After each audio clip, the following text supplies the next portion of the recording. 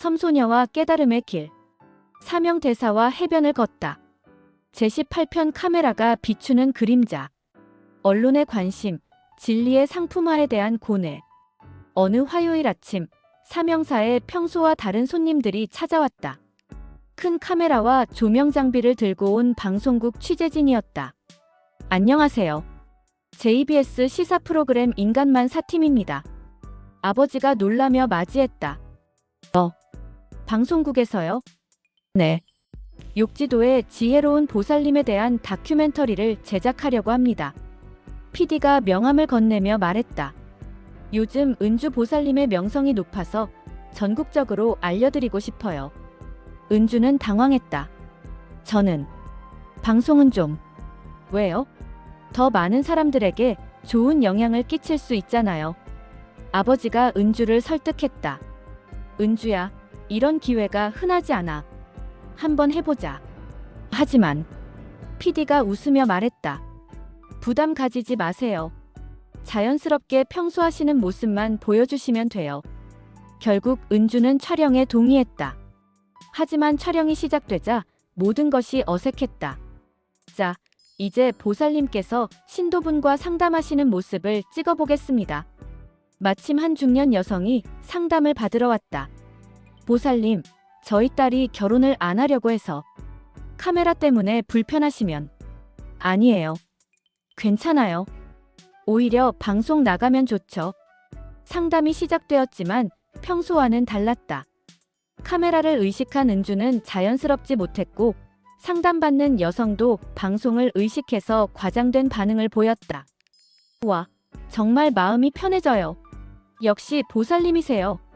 촬영을 마친 후 PD가 만족스러워했다. 정말 좋네요. 시청자들이 좋아할 것 같아요. 하지만 은주는 찜찜했다.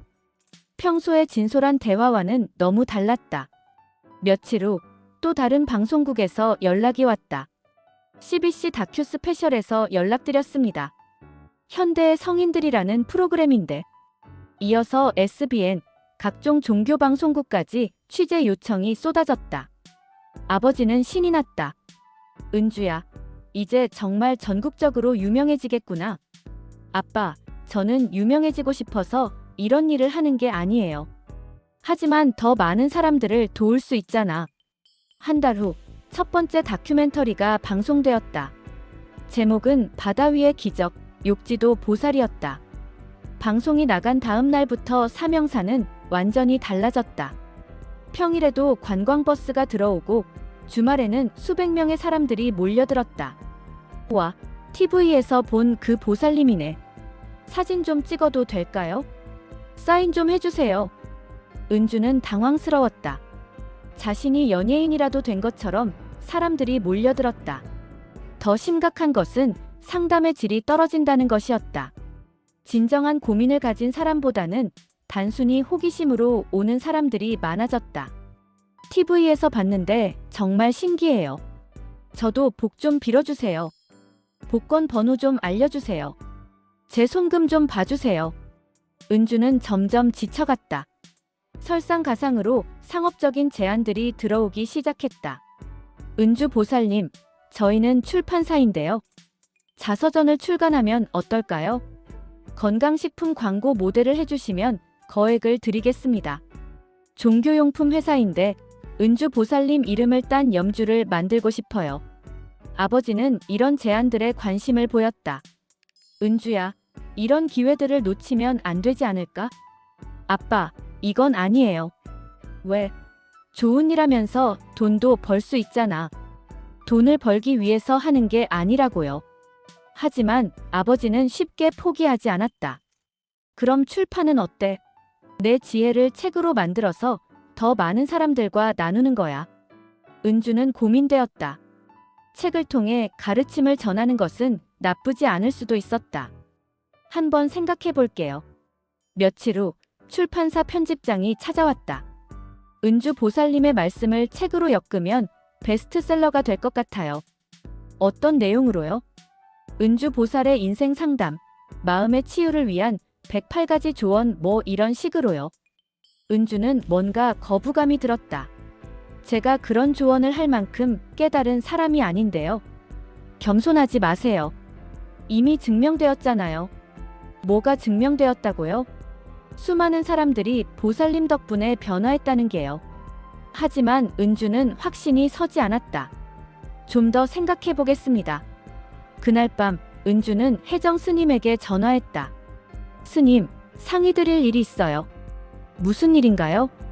은주는 요즘의 상황을 자세히 설명했다. 어려운 상황이군요. 어떻게 해야 할까요?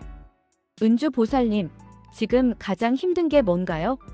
사람들이 저를 상품처럼 여기는 것 같아요. 진정한 가르침보다는 화제성만 원하는. 그럼 답은 나온 것 같은데요. 무슨 말씀이세요? 원래 하시던 방식으로 돌아가시는 거예요. 하지만 이미 너무 유명해져서. 유명한 것과 진실한 것은 별개입니다. 유명해졌다고 해서 진실을 포기할 필요는 없어요. 혜정 스님의 말에 은주는 용기를 얻었다. 다음 날 은주는 중요한 결정을 내렸다. 아빠, 더 이상 방송 취재는 받지 않겠어요. 왜? 좋은 기회인데. 그리고 출판이나 광고 같은 것도 모두 거절할게요. 은주야, 너무 성급한 것 아니야? 아니에요. 이런 일들이 제 본래 목적을 흐리고 있어요. 은주는 사명사 입구에 조용한 공지를 붙였다. 사명사는 상업적 목적의 취재나 촬영을 사양합니다. 진정한 마음으로 찾아오시는 분들만 환영합니다. 그리고 하루에 상담할 수 있는 인원을 제한했다. 하루에 10분까지만 받겠습니다. 예약도 받지 않고 오신 순서대로요. 일부 사람들은 불만을 표했다. 왜 이렇게 까다로워요? 멀리서 왔는데. 죄송해요. 하지만 제대로 된 상담을 위해서는 어쩔 수 없어요. 몇 주가 지나자 관광객들은 많이 줄어들었다. 하지만 진정한 구도심을 가진 사람들은 여전히 찾아왔다. 어느 날 한 젊은 여성이 찾아왔다. 보살님, 저는 TV에서 보고 온 게 아니에요. 정말 고민이 있어서 왔어요. 어떤 고민이세요? 저는 제가 누구인지 모르겠어요. 뭘 위해 살아야 하는지. 은주는 오랜만에 진정한 대화를 나눌 수 있었다. 카메라도 없고 관중도 없고 오직 두 사람만의 진솔한 시간이었다. 상담이 끝난 후 여성이 말했다. 정말 고마워요. 이런 대화를 할 수 있는 곳이 별로 없어요. 저도 고마워요. 이런 대화가 제가 정말 원하던 거예요. 그날 밤 은주는 일기에 썼다. 오늘 깨달았다. 유명해지는 것이 나쁜 것은 아니지만 그것이 목적이 되어서는 안 된다는 것을. 진정한 가르침은 조용하고 깊은 곳에서 일어난다. 화려한 조명과 카메라는 오히려 그 진실을 방해할 수 있다. 앞으로는 더욱 조심스럽게 진정성을 잃지 않도록 해야겠다. 며칠 후 한 방송국에서 다시 연락이 왔다. 은주 보살님, 시청률이 정말 높았어요. 2편을 만들고 싶은데. 죄송하지만 더 이상 방송은 하지 않겠습니다. 왜요? 더 많은 사람들에게 좋은 영향을 줄 수 있는데. 진정한 영향은 조용한 곳에서 일어나는 것 같아요. 하지만, 감사하지만 정중히 거절하겠습니다. 전화를 끊은 후 은주는 마음이 편해졌다. 다시 본래의 길로 돌아온 것 같았다.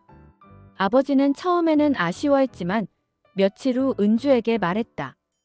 은주야, 내 결정이 맞는 것 같아. 왜요? 요즘 며칠 동안 너를 보니까 예전의 편안한 모습으로 돌아온 것 같아. 정말요? 응. 방송 나간 후에는 뭔가 불안해 보였는데 이제는 다시 평온해 보여. 은주는 아버지의 이해에 감사했다. 앞으로도 이 길을 계속 걸을게요. 조용하지만 진실한 길을. 바다에서 불어오는 바람이 사명사를 스쳐갔다. 그 바람 속에서 은주는 사명당의 음성을 들었다. 진리는 시장에서 팔리는 것이 아니다.